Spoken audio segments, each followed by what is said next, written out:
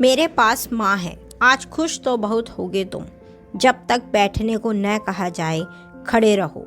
बेहतरीन सदाबहार डायलॉग लिखे गए जावेद अख्तर की कलम से। अपनी लिखावट से भारतीय सिनेमा की आवाज़ बने जावेद अख्तर ने अभी हाल ही में 79वां बर्थडे अपना सेलिब्रेट किया है। आज भी मुस्लिम परिवारों में जन्मे हर बच्चे के कानों में सबसे पहले अजान पढ़ी जाती है, लेकिन नामचीन लेखकों के घराने में जन्मे जावेद अख्तर के कानों में पिता जान निसार अख्तर ने जर्मन फिलोसोफर का स्लोगन पढ़ा। शब्द थे, worker of the world unite, you have nothing to lose but your chains. मतलब हुआ, दुनिया भर के कामगर एक हो जाओ, तुम्हारे पास खोने को कुछ भी नहीं, बस तुम्हारी जंजीरें। इससे भी मज़ेदार बात यह कि जावेद अख्तर के राइटर पिता ने उनका नाम भी एक नज्म लम्हा लम्हा जादू का फसाना होगा पर जादू ही रखा था। पैदाइश से जावेद का नज्म फनकारी और हाजिर जवाबी से ऐसा टूट रिश्ता बना जो आज 79 सालों बाद भी लोगों के दिलों को जीतता है। जावेद की ज़िंदगी में जो भी कुछ हासिल है उसका कारण उनकी नज़में हैं, चाहे तरक्की हो, सलीम खान से दोस्ती हो या शबाना आज़मी का जीवन भर का साथ। ए दिल ए नादान, रज़िया सुल्तान 1983, आंखों ही आंखों में इशारा हो गया, CID 1956। 50 के दशक के ये मशहूर गाने लिखे थे जान निसार अख्तर की कलम से। वहीं जान निसार अख्तर, जिनका नाम आज भी मशहूर उर्दू और हिंदी राइटर्स में सबसे ऊपर की पंक्तियों में लिखा जाता है। 1943 में जान निसार अख्तर ने जाने माने कवि मजाज की बहन साफिया से शादी की। शादी से उन्हें 1945 में एक नायाब तोहफा मिला, जो तोहफा थे जावेद अख्तर। ग्वालियर के कमला अस्पताल में जावेद साहब का जन्म हुआ। वैसे तो पैदा हुए मुस्लिम बच्चे के कान में अजान पढ़ने की रिवायत है, लेकिन राइटर जान निसार अख्तर ठहरे नास्तिक। तो अब अस्पताल पहुंचे दोस्तों में यही कानाफूसी हुई और फिर एक दोस्त ने आखिर कह दिया, तुम तो अल्लाह पर यकीन नहीं करते, तुम तो नास्तिक हो, तुम क्या करोगे। वहीं दोस्त के हाथ में जर्मन के मशहूर फिलोसोफर कार्ल मार्क्स की कम्युनिस्ट मैनिफेस्टो बुक थी। जान निसार ने वो किताब देखी और कहा, जरा देना, इसके कान में यही पढ़ देते हैं। ऐसे जावेद के कानों में अजान की जगह कहा गया, worker of the world unite, you have nothing to lose but your chains. दुनिया के कामगर एक हो जाओ, तुम्हारे पास खोने को कुछ भी नहीं है सिवाय तुम्हारी जंजीर के। अब जिस बच्चे के कानों में पहली बार कम्युनिस्ट स्लोगन की गूंज हो, वो भला बड़ा होकर राइटर क्यों न बनता। खैर, कहानी में दोबारा लौटते हैं। बच्चे को लेकर जान निसार घर पहुंचे तो उसे देखने के लिए दोस्तों और रिश्तेदारों का जमावड़ा लग गया। भीड़ में खड़े एक दोस्त ने यूं ही पूछ लिया, इस बच्चे का नाम क्या रखोगे। दिमाग पर जोर दिया तो शादी के समय पत्नी साफिया के लिए लिखी गई नज्म गूंज उठी। वो नज्म थी, लम्हा लम्हा किसी जादू का फसाना होगा। जान निसार तुरंत बोले, क्यों न इस बच्चे का नाम जादू रखा जाए। उनकी कही बात को टालना मुश्किल था, तो बस नाम पड़ गया जादू। 4 सालों तक जावेद अपने परिवार वालों के लिए जादू ही रहे, लेकिन अब बारी थी स्कूल में दाखिला करवाने की। परिवार वालों ने अब गौर दिया कि जादू कोई संजीदा नाम नहीं है, भला इस नाम के साथ दाखिला कैसे करवाया जाए। दूसरे बच्चे भी नाम का मजाक बनाएंगे। पिता जान निसार को जादू नाम से इस कदर लगाव था कि उन्होंने नाम तो बदला, लेकिन ऐसा नाम जो जादू से मिलता जुलता हो। तो ऐसे जादू का नाम पड़ गया जावेद। जान निसार अख्तर अब अपनी किस्मत आजमाने बॉम्बे गए तो साफिया ने ग्वालियर में रहकर दोनों बच्चों की परवरिश की। इस दौर में टेलीफोन या मोबाइल नहीं होता था, तो साफिया अपने बच्चों की बदमाशी और शरारतें खतों के जरिए पति तक पहुंचाती थी। जावेद अख्तर को बचपन से ही बातें करने का बहुत शौक था। एक दफ़ा मुंबई भेजे गए खत में साफिया ने बेटे जावेद का जिक्र कर लिखा था, जादू के हालात सुनने के नहीं हैं, बस इसे देख सकते हैं। वो बातें तो बेहद हताशा करता है। जब उसे पूछा जाए कि तुम्हारे दादाजी कौन हैं, तो जवाब मिलता है स्टालिन, और चच्चा का नाम पूछा जाए तो कहते हैं दालिब यानी गालिब। जावेद महज 9 साल के थे जब उनकी मां किसी लाइलाज बीमारी की चलते उनकी मौत हो गई। जान निसार पत्नी के गम में बुरी तरह टूट गए, लेकिन दुख 9 साल के बेटे के लिए ज़्यादा बड़ा था। माँ गुजरी तो पिता भी गम से उभरने के लिए रिश्तेदारों के भरोसे छोड़कर लेखन में मशगूल हो गए। रिश्तेदारों के आसरे में आंधी पढ़ाई लखनऊ में, तो कुछ अलीगढ़ में और कुछ भोपाल के सैफिया कॉलेज में हुई। भोपाल में पढ़ाई के दिनों में जावेद साहब के कोई रिश्तेदार शहर में नहीं थे, तो वो कॉलेज के ही एक कमरे में गुजारा किया करते थे। सालों से बंद कमरे में जब जावेद रहने के लिए पहुंचे तो वहां खटमलों की भरमार थी, लेकिन मजबूरी क्या नहीं करवाती। जावेद अख्तर की बुक जादूनामा लिखने वाले राइटर अरविंद मंडलोई ने लिखा था कि जावेद साहब की ज़िंदगी में बहुत तकलीफ़ें थीं, इतनी तकलीफ़ें जिनकी कल्पना भी नहीं की जा सकती। इसी लेख में जावेद साहब की खाने की स्पीड की भी वाहवाही हुई, जो महज 3 मिनट में खाना खा लिया करते थे। लेकिन यह कोई रिकॉर्ड नहीं, मजबूरी थी। दरअसल जावेद कॉलेज के ही कमरे में रहते थे और एक होटल में उधार लेकर खाना खाते थे। रोज़ रोज़ उधार के खाने में से होटल का मालिक चिक करता था, तो उसके आने के वक्त से पहले ही जावेद जल्दबाजी में खाना ख़त्म कर लिया करते थे। जैसे तैसे जावेद साहब ने पढ़ाई के नाम पर भोपाल में जद्दोजहद करते हुए दिन गुजारे और फिर एक दिन बोरिया बिस्तर बांधकर मुंबई जाकर किस्मत आजमाने का हौसला कर लिया। वैसे सपना तो उनका डायरेक्टर बनने का था, लेकिन किस्मत में लिखा कौन टाल सकता है। वो तारीख थी 4 अक्टूबर 1964 थी, जब वो बॉम्बे सेंट्रल स्टेशन पर उतरे और अपने पिता के पते पर पहुंच गए।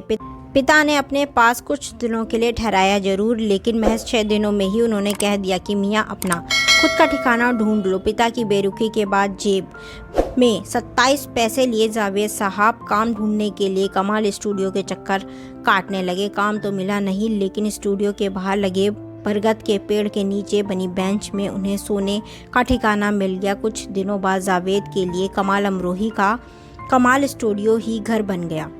जिस समय स्टूडियो में शूटिंग नहीं होती थी तो जावेद साहब अंदर जाकर घूमा करते थे। ये वो दौर था जब कमाल अमरोही और मीना कुमारी अलग हो चुके थे, जिससे फिल्म पाकीज़ा की शूटिंग बंद हो गई थी। एक दिन मौका पाते ही जावेद साहब ने मीना कुमारी के मेकअप रूम में घुस गए। फिल्म पाकीज़ा के लिए बनाए गए पुराने ज़माने के सामान के बीच उन्हें एक पेटी दिखी। पेटी खोली तो देखा उसमें मीना कुमारी के 2-4 अवार्ड धूल खाते पड़े थे। जावेद ने पहले ट्रॉफी हाथ में ली और स्टाइल से ट्रॉफी हाथ में ली और जहन में सोचा कि जब मुझे ये ट्रॉफी मिलेगी तो तालियों की गूंज के बीच मैं मुस्कुराते हुए भीड़ का इस्तकबाल करूंगा।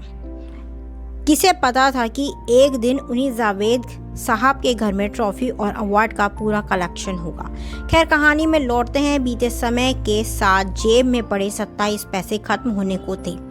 इसी बीच भोपाल के कॉलेज में बने दोस्त मोहम्मद अली ताज ने सिफारिश कर उनकी डायरेक्टर SM सागर के पास असिस्टेंट की नौकरी लगवा दी।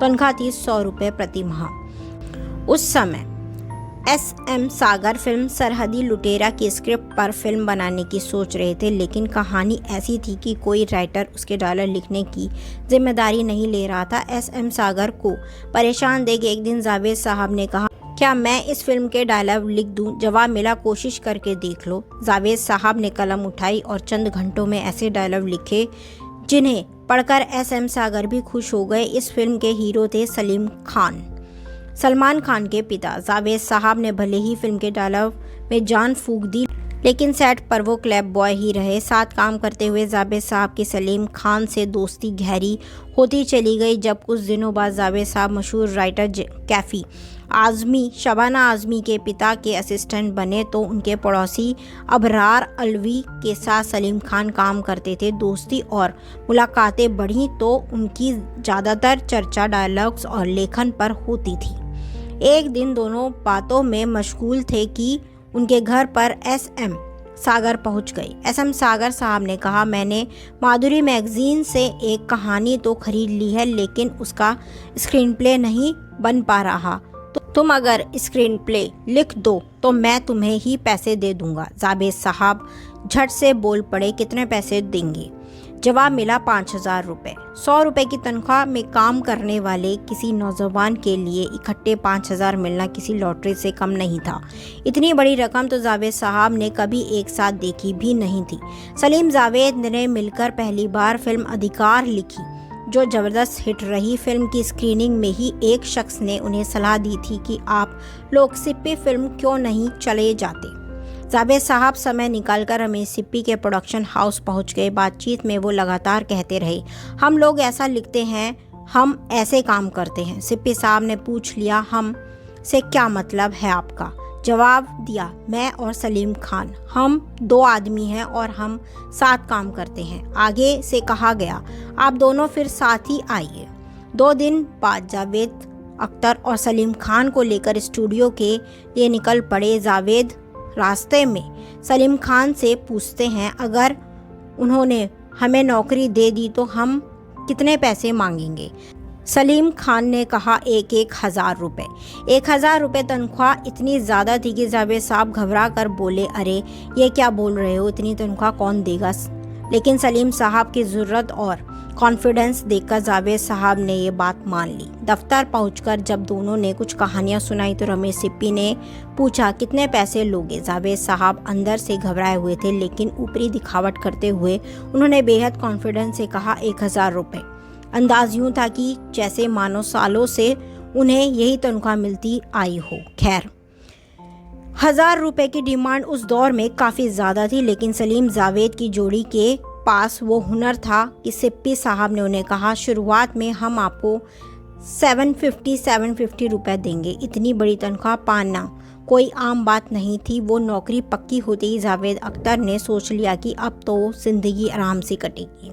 सलीम जावेद की जोड़ी लिखती गई और तरक्की होती गई, लेकिन अब भी दोनों को इंडस्ट्री में पहचान मिलनी बाकी थी। पहचान दिलाने का काम किया राजेश खन्ना और उनकी एक घर खरीदने की जिद ने। 70 के दशक की बात है। राजेश खन्ना को एक दिन कार्टर रोड स्थित आशीर्वाद बंगला पसंद आ गया। बंगले की कीमत 4.5 लाख रुपए थी, लेकिन उनके पास इतने पैसे नहीं थे। 2.5 लाख रुपए कम पड़ रहे थे, जिसके लिए उन्होंने फिल्म अंदाज साइन कर ली। फिल्म के लिए उन्होंने 2.5 लाख रुपए का साइनिंग अमाउंट लिया और तुरंत घर खरीद लिया। जब रकम उड़ाने के बाद राजेश खन्ना ने फिल्म अंदाज की स्क्रिप्ट देखी तो वो समझ गए कि अगर उसी स्क्रिप्ट के साथ ये फिल्म कर ली तो करियर बर्बाद हो जाएगा। उस समय फिल्मी गलियारों में जावेद सलीम की जोड़ी की खूब वाहवाही हुआ करती थी, तो मदद मांगने के लिए राजेश खन्ना उन्हीं के पास पहुंच गए। सलीम जावेद से मिलकर राजेश खन्ना ने कहा, देखो मैंने फिल्म अंदाज के लिए 2.5 लाख रुपए का साइनिंग अमाउंट ले लिया है और मैं कार्टर रोड पर घर खरीद रहा हूँ। घर की कीमत 4.5 लाख है और मुझे ये किसी भी कीमत पर खरीदना है। मैं प्रोडक्शन को पैसे लौटा भी नहीं सकता। दूसरी तरफ अगर मैं इस कहानी पर फिल्म कर दूं तो इंडस्ट्री से बाहर चला जाऊंगा। मेरे सामने बहुत बड़ी मजबूरी आ गई है, इसलिए मैं चाहता हूं कि तुम दोनों कैसे भी करके इसे ठीक कर दो। राजेश खन्ना ने वादा किया कि अगर स्क्रिप्ट अच्छी रही तो दोनों को मोटी रकम और फिल्म के बतौर राइटर क्रेडिट दिलवाएंगे, क्योंकि उस समय तक राइटर्स को सिर्फ मेहनताना दिया जाता था, क्रेडिट नहीं। बात बन गई और दोनों फिल्म की स्क्रिप्ट सुधारने लग गए। प्रोड्यूसर को दोनों का काम इतना पसंद आया कि फिर पुरानी कहानी की जगह उनकी सुधारी हुई स्क्रिप्ट पर फिल्म बनी। राजेश खन्ना ने उन दोनों को 5-5 हज़ार रुपये दिलवाए, जो उस जमाने में बड़ी रकम थी। फिल्म अंदाज सुपरहिट रही और इसमें हेमा मालिनी स्टार बनी। इसके बाद से ही सलीम जावेद की राइटर जोड़ी की चर्चा पूरी फिल्म इंडस्ट्री में हुई। राजेश खन्ना ने अगली सुपरहिट फिल्म हाथी मेरे साथी का स्क्रीन प्ले भी उन्हीं से लिखवाया। जब तक बैठने को न कहा जाए खड़े रहो, ये पुलिस स्टेशन तुम्हारे बाप का घर नहीं। 1973 में फिल्म जंजीर का ये डायलॉग यूं तो अमिताभ बच्चन की भारी आवाज़ और अंदाज से यादगार बना, लेकिन इसे लिखा था जावेद अख्तर ने। फ्लॉप हीरो कहे जाने वाले अमिताभ बच्चन को भी सलीम जावेद की सिफारिश से ही फिल्म मिली। सलीम जावेद का जिक्र हो तो जंजीर, अमिताभ बच्चन और पोस्टर में नाम लिखवाने के किस्से का होना भी लाजमी है। लंबे कद वाले अमिताभ ने बैक टू बैक कई फ्लॉप फिल्में में काम किया, तो प्रोड्यूसर उन्हें फिल्मों में लेने से झिझकने लगे। उस समय सलीम जावेद ने प्रकाश मेहरा की फिल्म जंजीर लिखी थी। जब उस फिल्म में कोई नामी हीरो काम करने को राजी नहीं हुआ तो सलीम जावेद ने प्रकाश मेहरा को अमिताभ बच्चन के नाम का सुझाव दिया। प्रकाश मेहरा ने दोनों की बात मान ली और अमिताभ को फिल्म में लेने का रिस्क ले लिया। जब फिल्म बनकर पूरी हुई तो प्रकाश मेहरा फिल्म के पोस्टर पर काम करवा रहे थे। उस पोस्टर में हीरो का नाम था, हीरोइन का नाम था, डायरेक्टर प्रोड्यूसर का नाम था, लेकिन राइटर का कहीं नामो निशान नहीं था।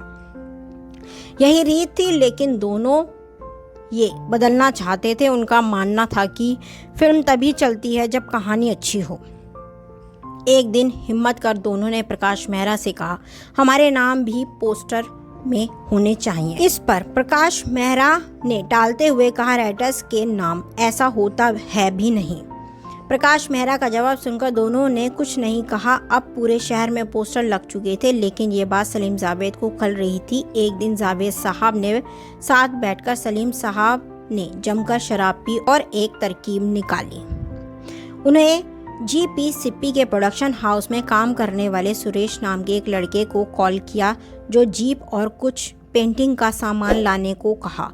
जैसे ही लड़का पहुंचा तो सलीम साहब ने उससे कहा कि पूरे शहर में लगे पोस्टर में लिख दो, रिटर्न बॉय सलीम जावेद।